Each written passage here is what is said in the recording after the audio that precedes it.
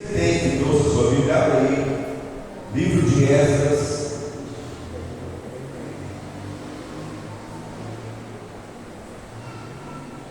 Esdras, capítulo 8.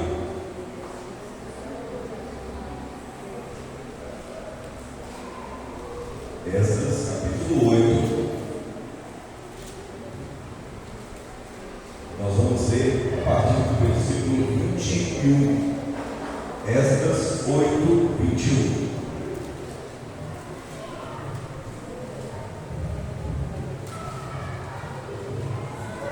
Esdras está aí antes de Neemias, depois de 2 Crônicas.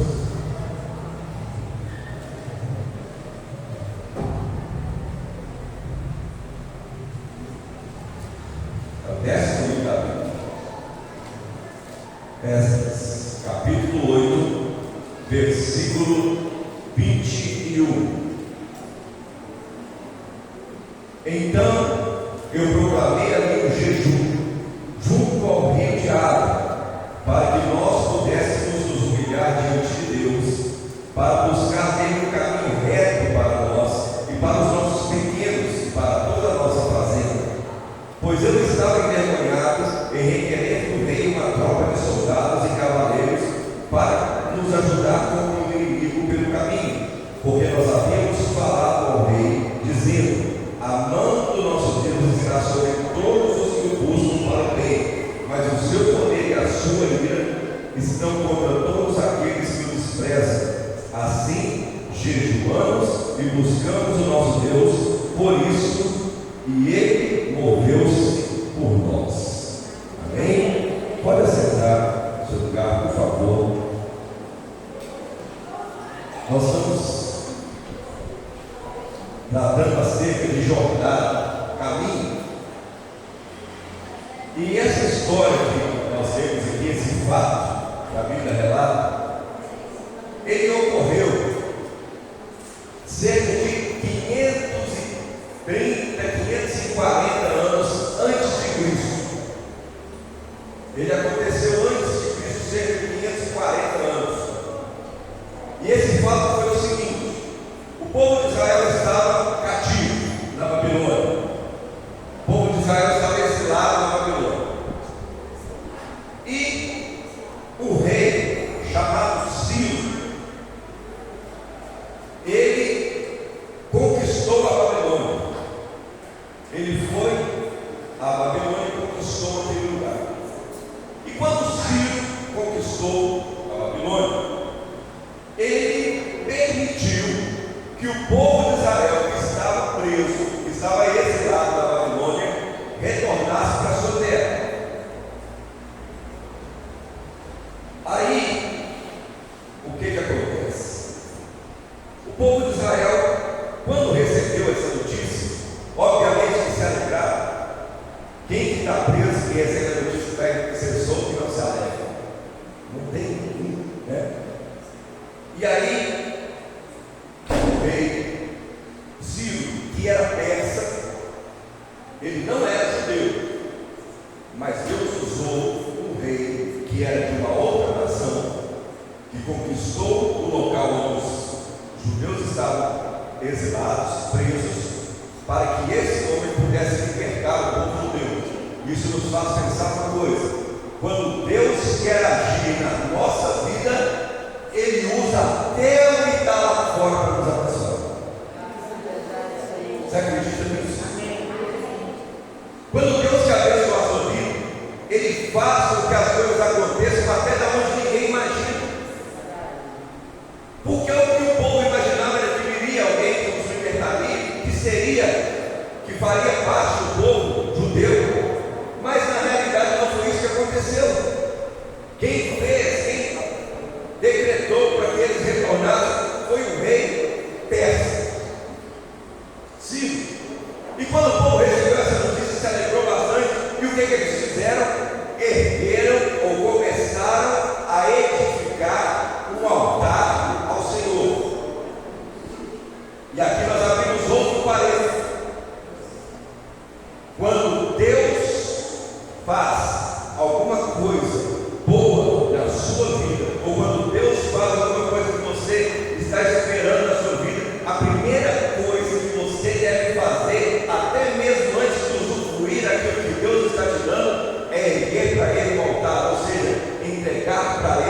sua adoração e o seu louvor pelo que Ele está fazendo por você.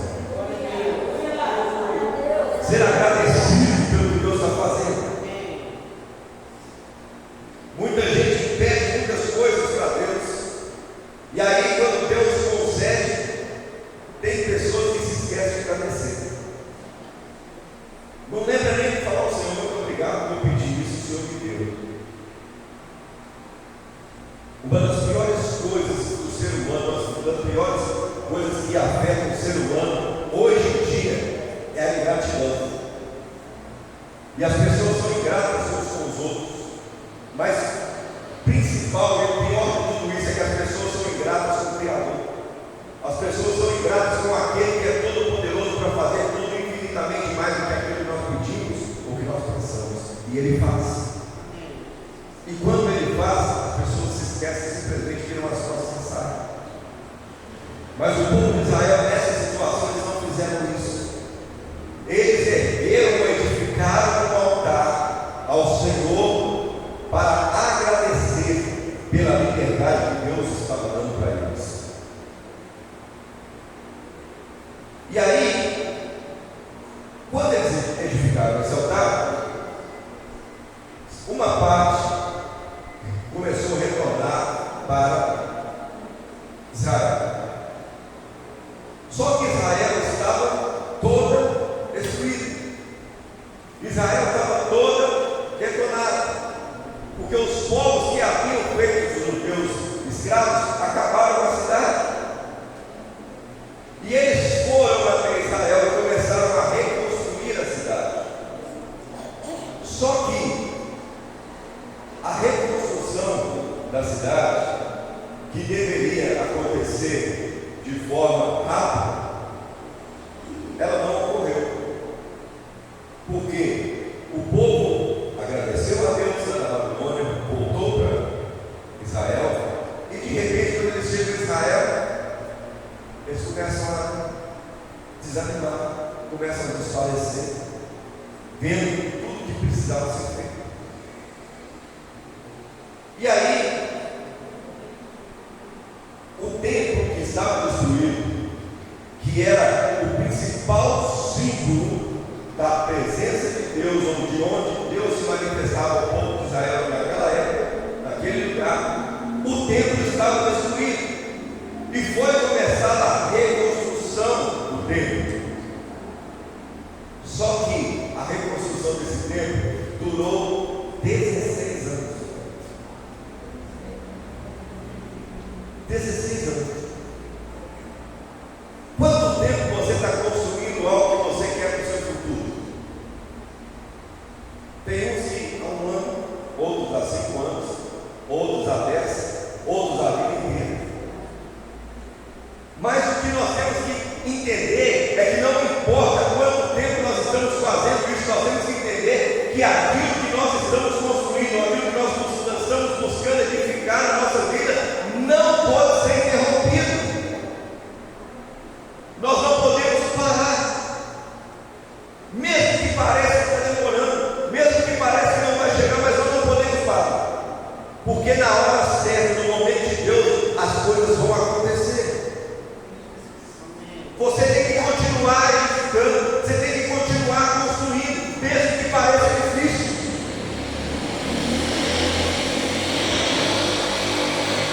Domingo retrasado nós falávamos aqui da pastora Aparecida, que orou mais de 30 anos para que o seu irmão convertesse. E domingo retrasado ele passou por pelas águas. Foram 30 anos de luta, 30 anos de oração, 30 anos de jejum, 30 anos buscando de perseverança.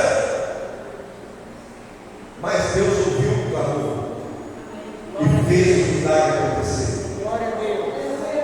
Talvez o seu milagre não vai precisar de 30 anos para acontecer. Deus pode fazer acontecer com apenas um instalar dos seus dedos.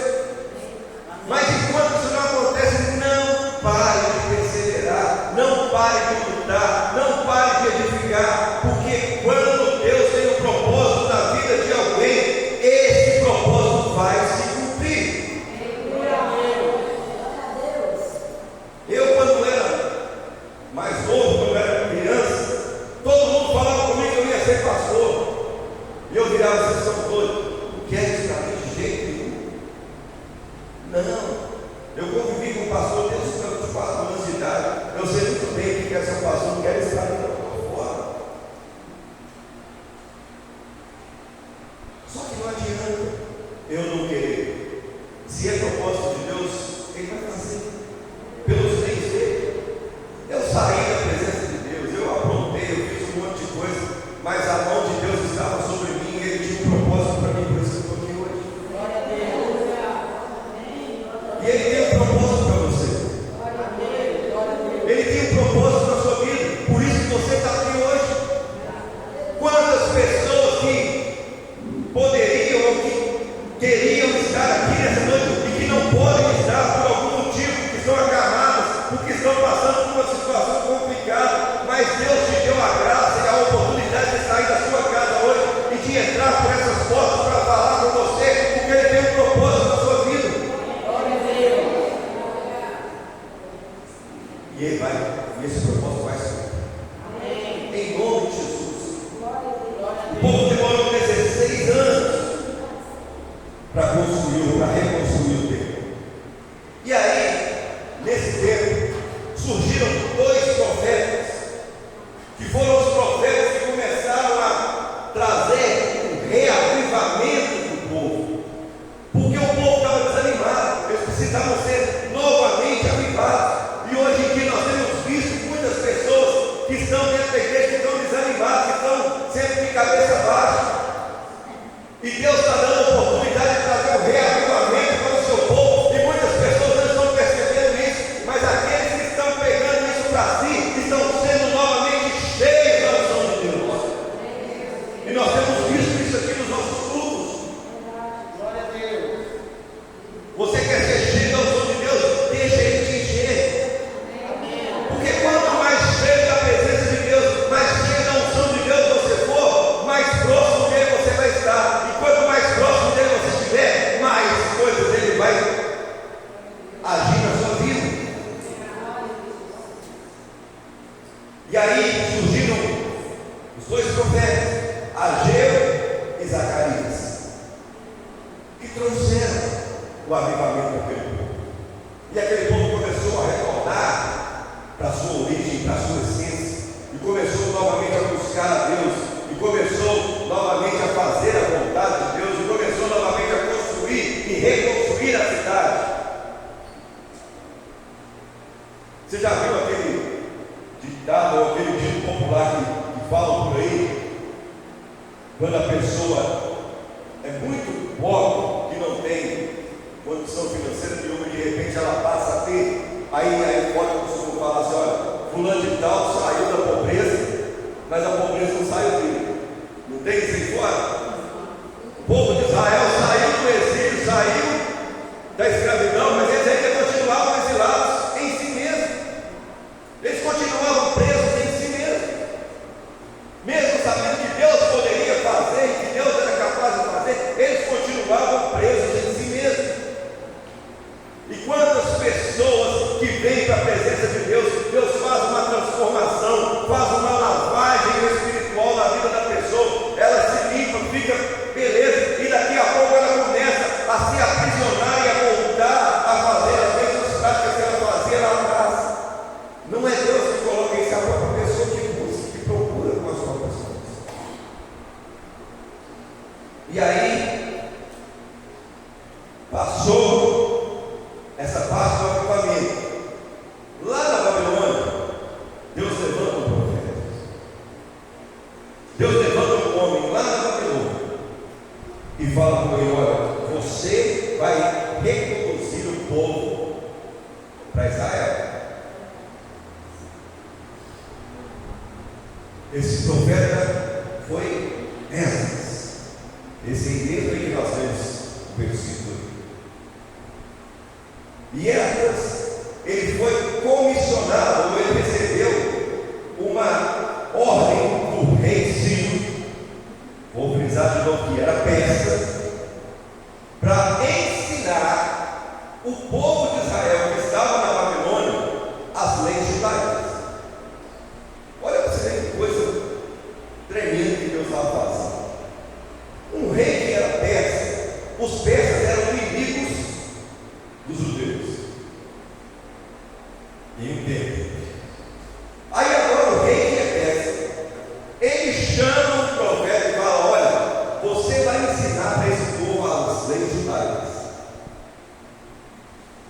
É como se nós tivéssemos um presidente que acredita ou que participa das religiões de matriz africana e chamasse o profeta e falasse: olha, você vai ensinar a palavra de Deus para todo mundo. É mais ou menos a proporção é essa. Mais uma vez, Deus confundindo, ou Deus usando as coisas que parecem loucas para o mundo para trazer sabedoria para o povo, para trazer entendimento para o povo. Se nós olharmos pelos olhos humanos, o rei que era persa jamais iria fazer uma proposta dessa para um profeta, mas tenho certeza absoluta que Deus tocou no coração do rei Ciro e falou para ele: faz isso. E ele foi lá e falou com essa: você vai ensinar o povo. E assim começou a ensinar o povo as leis judaicas. Por quê? Porque o povo desanimou, o povo que tinha voltado desanimou e se perdeu, porque eles tinham esquecido, ou muitos não sabiam quais eram as leis, o que é que eles faziam, porque tanto tempo que estavam exilados que não conheciam mais. Alguns tinham já nascido no exílio, tinham nascido como cativos, eles não sabiam o que era, eles precisavam aprender. Então Jesus começou a ensinar para esse povo. E aí chegou o dia em que ele iria viajar para levar esse povo de volta. Eu vou ler aqui, se você, aliás, eu não estou lendo, é grande o trecho. Você vai pegar depois lá na sua casa e você vai ler o capítulo 8 de Esdras todinho. O capítulo 8 fala exatamente a respeito disso, dessa saída. Fala da genealogia de quem estava lá, e aí fala da saída.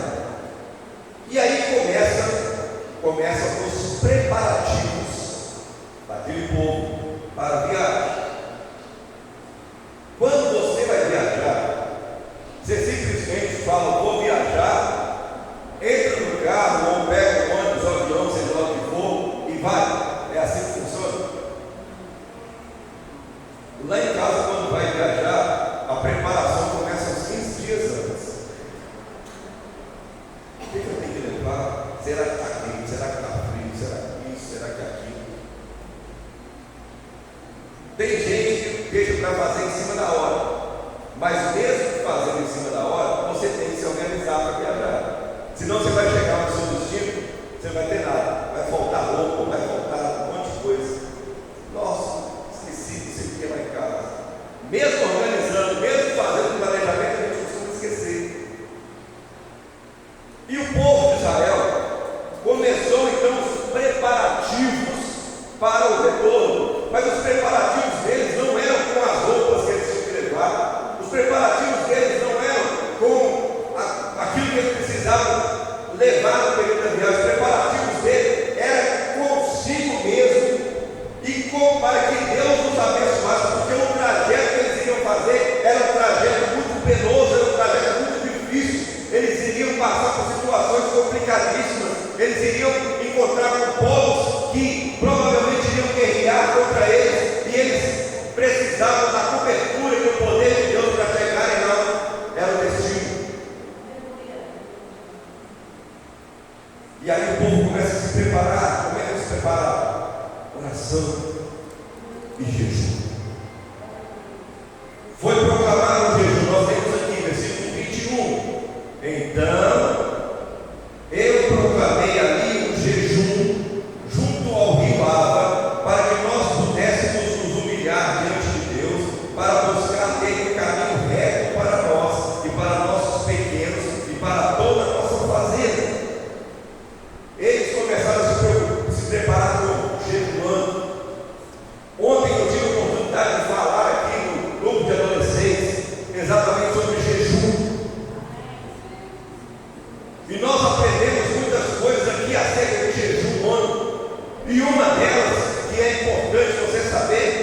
jejum, ele não é só você parar de comer. Só você ficar sem comer não é jejum. Não um jejum bíblico. Só você parar de comer não é jejum. Não um jejum para buscar a presença de Deus, para buscar a paz de Deus.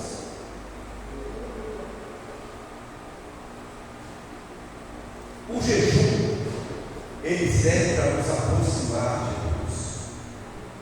O jejum serve para fazer com que nós estejamos sensíveis à voz de Deus. O jejum nos tira do mundo natural e nos coloca no mundo espiritual. O jejum nos fortalece. O jejum nos dá percepção do que está acontecendo no mundo espiritual para nós lutarmos contra essas coisas. A Bíblia fala que existem castas de demônio que só saem através do jejum. Você pode orar até ficar sem voz, mas se for uma dessas castas, se você não jejuar, vai continuar lá. E o povo começou a jejuar. E olha só que curioso. Esdras convocou um jejum e todos entraram no mesmo propósito. Todos entraram no mesmo propósito. Nós convocamos você para participar conosco dos 21 dias do jejum da vitória. E vai acontecer. Comece a se preparar para isso. Esteja conosco nesse propósito. Porque com certeza Deus tem algo especial para fazer por você durante os 21 dias. Você vai receber a orientação de como vai ser esse jejum, mas já se prepare e já coloque no seu coração o desejo de participar desse jejum. Aí o povo se prepara. Só que Esdras, quando o rei falou com ele que ele precisava, que ele iria conduzir o povo, Esdras foi para o rei e falou: olha, só pode ficar tranquilo, porque o meu Deus é poderoso e Ele vai nos livrar da mão de todos os nossos inimigos e Ele vai nos abençoar que nós vamos chegar lá. Só que de repente, quando estava chegando a hora de ir, começa a vir no coração de Esdras: meu Deus do céu, é muito difícil o que eu vou fazer. Eu vou passar por lugares terríveis, vou pegar povos terríveis, vou enfrentar povos terríveis. Como é que eu vou fazer? Aí ele falou: mas eu não posso ir lá para o rei e falar com o rei que eu preciso de um exército, porque eu fico com vergonha. Se eu falar isso com o rei, ele vai falar: mas você não falou que o seu Deus é poderoso? Você não falou que você acredita no seu Deus, que ele vai te livrar, que ele pode fazer? Agora você está querendo um exército? Acho que você não acredita tanto nesse Deus, não. Quando você disser alguma coisa e usar o nome do Senhor, honre o nome dele. Honra o nome do Senhor. Não fale no nome de Deus usando o nome do Senhor e depois faça alguma coisa que possa fazer com que o nome do Senhor seja diminuído. Porque o nome dele está acima de todos os nomes. Ele é poderoso, ele é grandioso, ele é maravilhoso. E Ele pode todas as coisas, mas muitas vezes Deus não age porque não é porque Ele não quer, porque nós limitamos a ação dele. Então não limite o poder de Deus na sua vida, na vida da sua família. Deixe Deus agir. Quando você usar o nome do Senhor, use o nome dele com convicção, sabendo que Ele vai fazer aquilo que você está dizendo, ou aquilo que Ele está falando com você para falar. E foi isso que Esdras fez. Olha, eu confio em Deus, eu sei que Deus vai me levar lá, por mais difícil que for a situação, mas nós vamos chegar lá em nome de Jesus. Nós vamos chegar lá. E nós todos chegaremos no destino que Deus tem preparado para nós, porque nós confiamos no Deus que pode tudo. Deus que criou os céus e a terra, Deus que criou todos nós. Ele é poderoso para fazer tudo.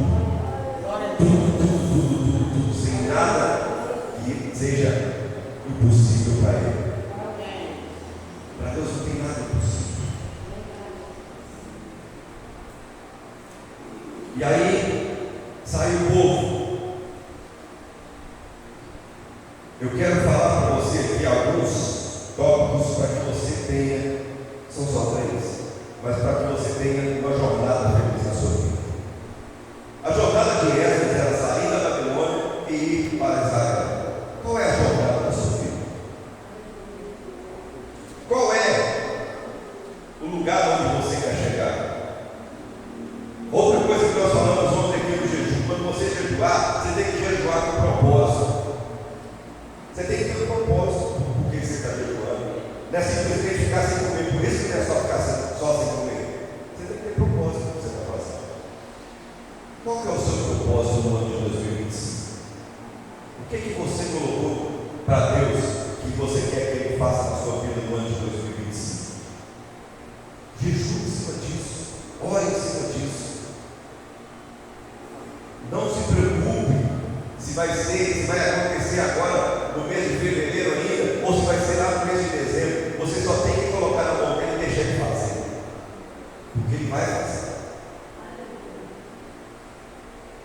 Uma das coisas que você precisa entender para ter uma jornada feliz é que você precisa da ajuda de Deus para tudo que você for fazer. Não tem como fazer nada se a mão de Deus não estiver sobre nós. Não dá para fazer. Pastor, eu tenho dinheiro, eu tenho um carro bom, eu tenho uma casa para onde eu estou indo, meu destino, então é tranquilo, eu vou entrar no carro aqui, vou sair, vou chegar lá, vou arcar com as minhas despesas, vou fazer o que eu tenho que fazer lá, está tudo tranquilo. Mas se Deus disser que não, você pode ter todos os recursos, mas isso não vai acontecer. Porque Ele controla tudo. Nenhuma folha cai de uma árvore se não for pelo poder de Deus. Você quer ser feliz na sua jornada? Você quer chegar lá no dia 31 de dezembro do ano de 2025 e falar: Senhor, muito obrigado, porque esse ano foi o melhor ano da minha vida. Deixa Ele conduzir a sua vida. Deixa Ele te ajudar.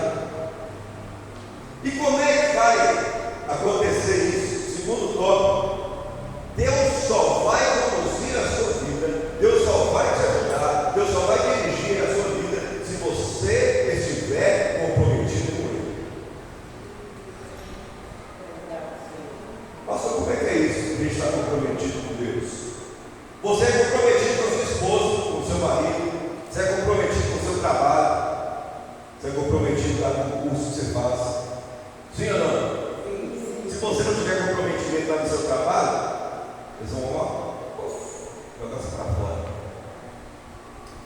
Se você não tiver comprometimento no seu casamento, ele está fadado à derrota. Se você não tiver comprometimento nos seus estudos, chegar no final do ano você vai ser reprovado. Você precisa ser comprometido com as coisas. E comprometimento é você se dar ou se doar para aquilo que você assumiu de estar comprometido. Comprometimento com Deus é colocar a sua vida 100% na mão dele e deixar ele fazer. Pastor, mas eu já faço isso. Ótimo, continue fazendo. Continue fazendo.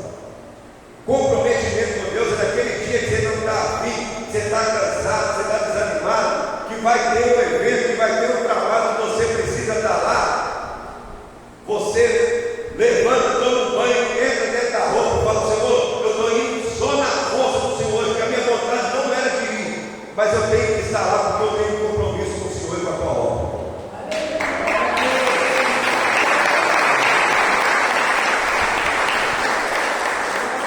Não é assim no seu trabalho. Tem dia que você não está afim de trabalhar, não, gente. Tem dia que a gente está afim de ficar dormindo. Hoje mesmo eu estava afim de dormir mais, eu tinha que acordar para saber que está trabalhando. Tem dia que você não quer de jeito nenhum, mas você precisa ir. Ah, pastor, lógico, se eu não for lá, eles vão descontar o meu dia, e aí eu vou perder o meu dia de serviço, e aí eu posso tomar uma advertência, porque eu não fui trabalhar. Pois é, você está preocupado, você vai tomar uma advertência, vai perder o dia de serviço, mas muitas vezes você deixa de estar preocupado com aquilo que você vai deixar de ganhar se você não estiver comprometido com Deus.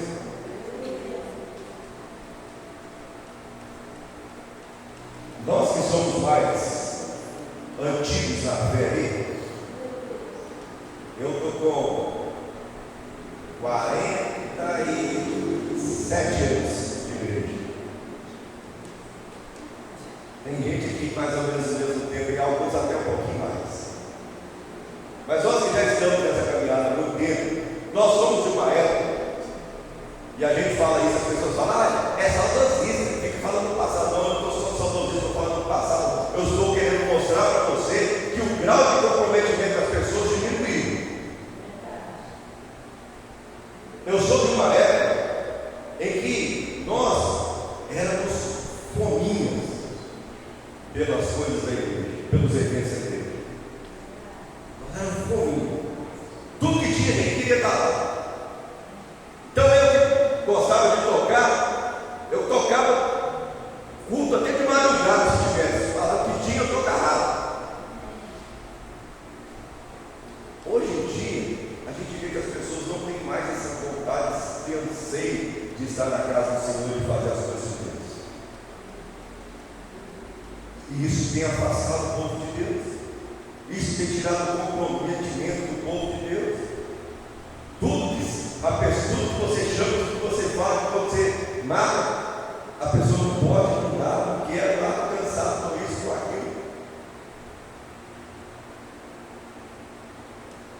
Nós temos que ter período de descanso, nós temos que ter período para nós precisamos ter um período para a nossa família, isso é importantíssimo. Nós não podemos abrir mão desses valores de jeito nenhum, mas nós não podemos ser negligentes com o nosso compromisso com a casa de Deus e com a obra de Deus. Nós não podemos.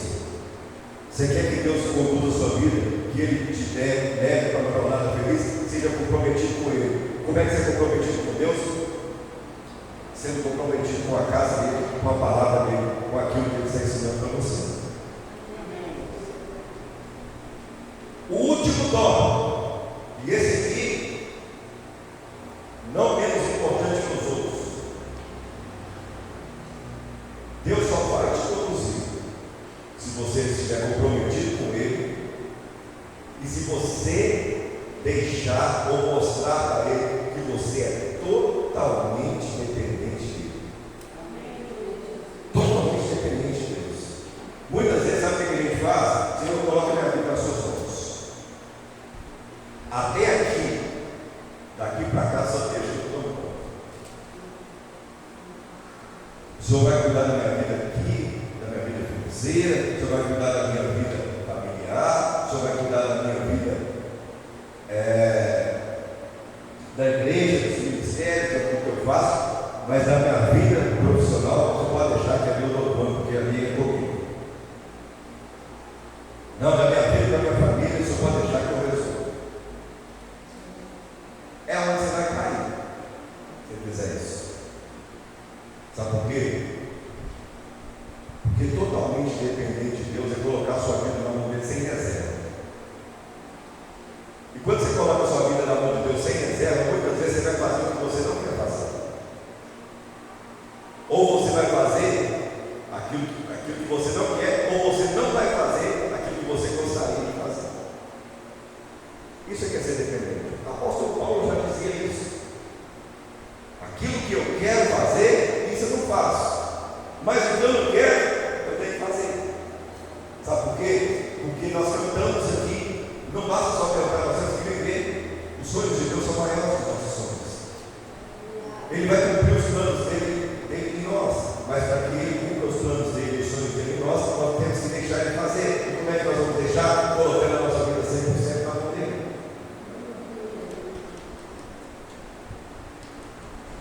Isso é muito difícil, parece que é simples, mas não é. Porque quando você coloca a sua vida 100% na mão de Deus, você começa a ter que aprender a abrir mão de coisas que você gostaria de fazer e não pode.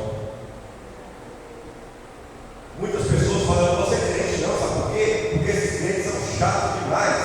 Tudo deles não pode, tudo deles é proibido, tudo deles não dá para fazer. Eu quero te dizer uma coisa, meu querido.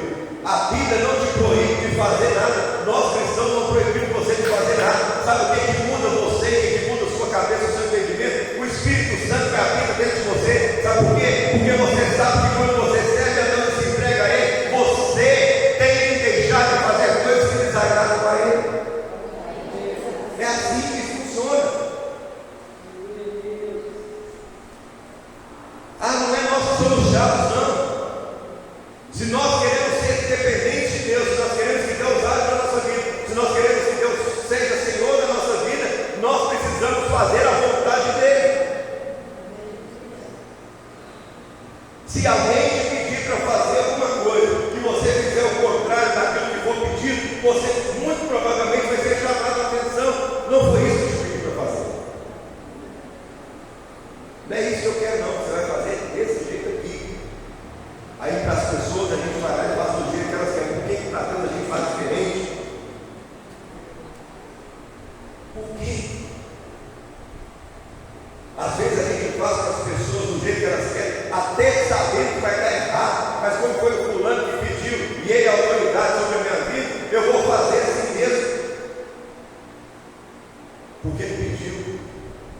Aí Deus te pede para fazer alguma coisa que vai abençoar a sua vida, que vai dar para você uma jornada feliz, que vai te conduzir para algo sobrenatural na sua vida, e você não faz, ou você faz diferente, porque você não acredita que Deus pode fazer, porque você quer dar um jeitinho com a da sua própria mão, você quer fazer do seu jeito.